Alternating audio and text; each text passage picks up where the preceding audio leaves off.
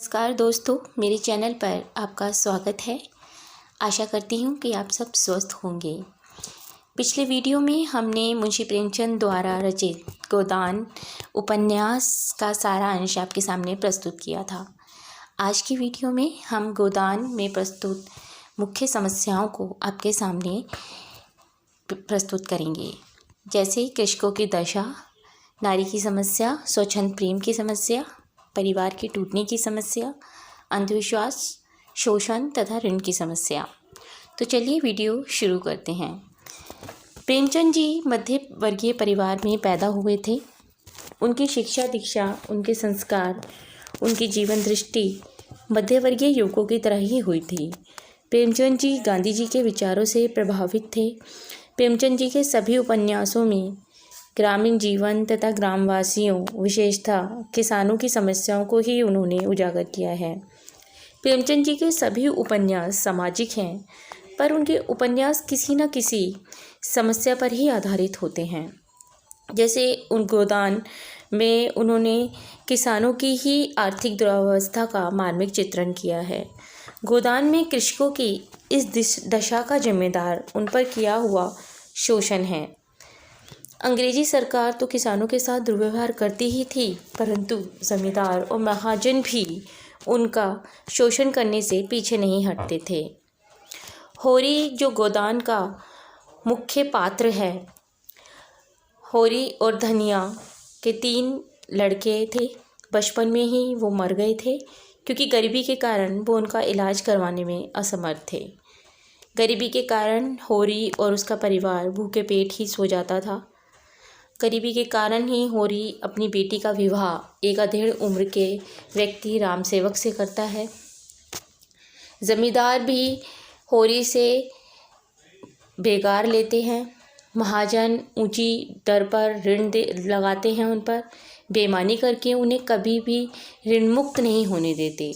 चाहे किसान की मृत्यु हो जाए, परंतु उसका ऋण कभी नहीं उतरता। दूसरी समस्या इसमें बताई गई है नारी की समस्या। गांव के लोग जो थे वो पुराने विचारों और पुरानी रूढ़ियों से चिपके हुए थे। नारी के प्रति उनका दृष्टिकोण वही है जो पुरुष प्रधान समाज का रहा है। नारी को एक गुलाम समझा जाता है। गोदान में भी नारी की इसी दशा का वर्णन किया है। भोला जो एक अधेड़ उम्र का व्यक्ति है, वो एक नवयुवती से दूसरा विवाह कर लेता है, उसे अपनी दासी बनाकर रखना चाहता है। दूसरी ओर माता दिन जो चमार जाति की स्त्री सीलिया से यौन संबंध होते हुए भी उसे अपनी पत्नी नहीं बनाना चाहता। उसी तरह सोना का पति मथुरा विवाहित होते हुए भी सीलिया पर डोरे डालता है। खन्ना जो नगर में रहता था, वो भी मालती के चक्कर में फंसा हुआ है। इस प्रकार प्रेमचंद ने नारी की दयनीय स्थिति का चित्रण करके नारी जीवन की समस्याओं पर प्रकाश डाला है। तीसरी जो समस्या है वो स्वच्छंद प्रेम की समस्या है। स्वच्छंद प्रेम की समस्या को आज भी गलत माना जाता है। आज भी शादी माता पिता की इच्छा से होती है। प्रेम विवाह को सही नहीं माना जाता है। गोदान की झुनिया विधवा है, दूसरी जाति की है, पर वो होरी के बेटे गोबर से प्रेम करने लगती है। दोनों के बीच यौन संबंध भी स्थापित होते हैं, परंतु गोबर गांव वालों के डर से भाग जाता है।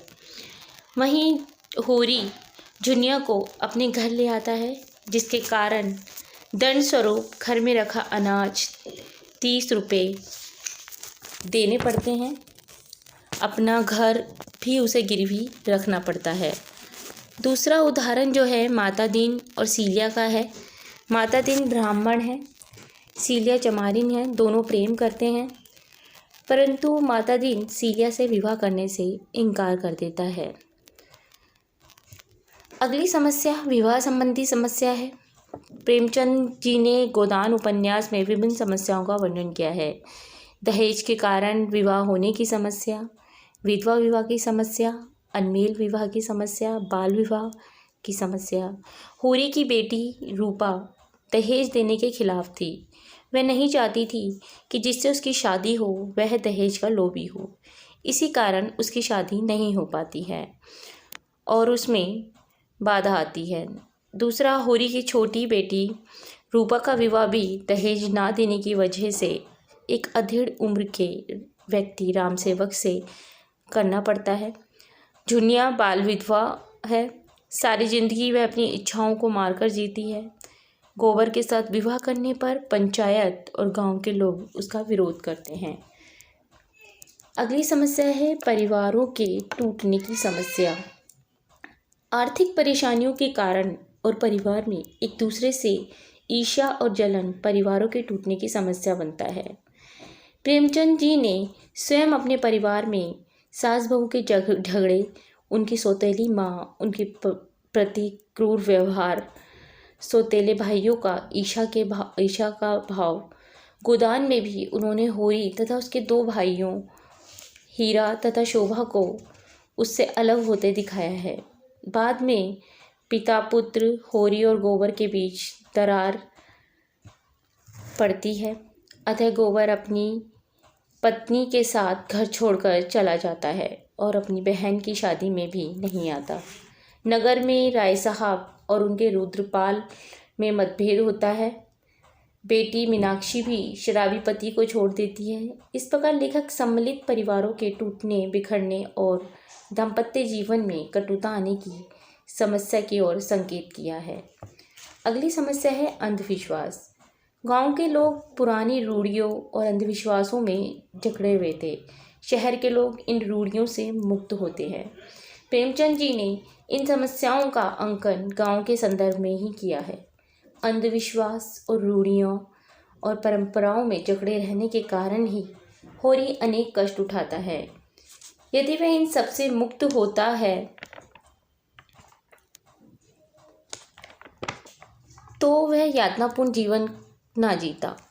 होरी अनेक अंधविश्वासी बातों में उलझा हुआ था, जैसे गऊ की हत्या होने पर पश्चाताप करना पड़ता है उसे, वो जाति से बहिष्कृत ना हो जाए, इसके लिए वह पंचों को प्रसन्न रखना चाहता था। घर की इज्जत बचाने के लिए घर की तलाशी भी नहीं होने देता है। होरी दाता दीन नौखेराम की पाई चुकाने पर बल देता है। उसका विश्वास है कि ब्राह्मण की एक पाई चुकानी चाहिए, वरना शरीर में कोढ़ फूट पड़ता है। पैसे ना होते हुए भी वह सत्यनारायण जी की कथा की थाली में पैसे डालता है। धनिया पति की मृत्यु के समय गोदान के बदले दाता दीन को दान देती है। ईश्वर जो करता है अच्छा करता है, ऐसा धनिया का विश्वास था। पिछले जन्मों का ये कर्म है जो हमें भोगना पड़ रहा है। इस प्रकार होरी के कष्टों का कारण उसकी रूढ़िवादिता और अंधविश्वास ही था। अगली समस्या आती है शोषण तथा ऋण की समस्या। प्रेमचंद जी जीवन भर यही संघर्ष करते रहे कि किस तरह शोषण को रोका जाए, क्योंकि समाज में 2 ही वर्ग हैं। पहला साधन संपन्न वर्ग, जिनके पास धन की कमी नहीं है, और दूसरा साधनहीन बुर्जुआ तथा सर्वहारा वर्ग। शोषक और शोषित साधन संपन्न साधनहीन वर्ग की व्यवस्था तथा सहायता का लाभ उठाकर उसका शोषण करता है, और सर्वहारा वर्ग जीवन भर कड़ी मेहनत और कोल्हू के बैल की तरह चूसता रहता है। 2 वक्त भर पेट भोजन भी बड़ी मुश्किलों से कर पाता है।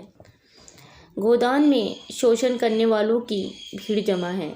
जमींदार किसानों का शोषण करते हैं, महाजन ऋण लेने वालों का तथा उद्योगपति मजदूरों का। गोदान में भी राय साहब किसानों से बेगार लेते हैं, लगान वसूलते हैं। जितने धार्मिक आयोजन करते हैं वो सबका पैसा किसानों से ही वसूल किया जाता है। दाता दीन भी ब्याज पर ऋण देता है और दुगना तिगुना उनसे वसूलता है। होरी के भोलेपन और विश्वास का भी ऐसे ही लाभ उठाया गया था।